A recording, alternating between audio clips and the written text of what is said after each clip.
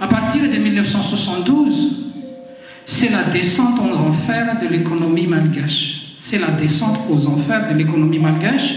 C'est le grand bond en arrière de l'économie malgache à partir de ce moment-là.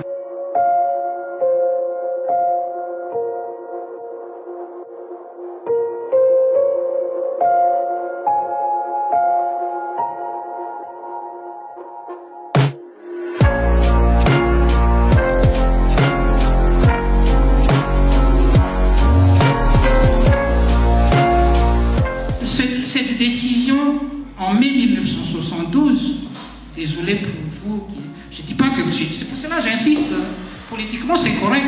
Ratsimandra, quand il a fait les Batuks, c'est bien. Comment dirais-je, les Fuknul gèrent directement les richesses. Mais il faut préparer tout ça. Ça ne se dit pas, ça ne se dit pas du jour au lendemain.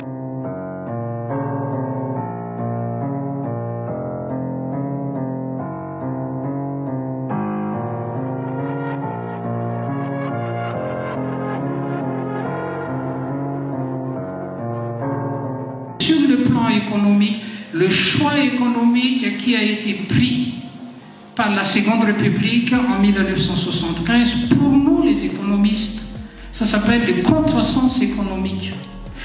C'est à partir de ce moment-là, si $1 en 1973 vaut 225 francs FMG, en 1999, $1, ça vaut 6737.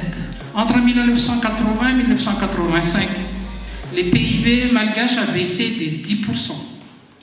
Les exportations ont chuté de 33%. La consommation moyenne des habitants diminue plus de 15%.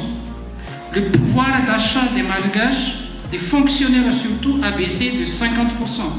Quand il y a une intervention de l'État dans l'économie, ça a toujours des conséquences, des répercussions négatives sur l'économie.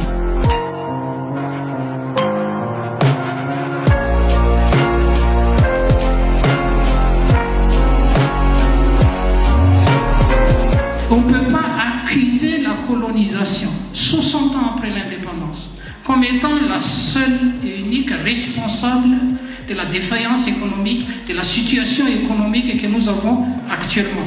Nous avons notre responsabilité, et en particulier toutes les républiques et tous les gouvernements qui se sont succédés à partir de 1972.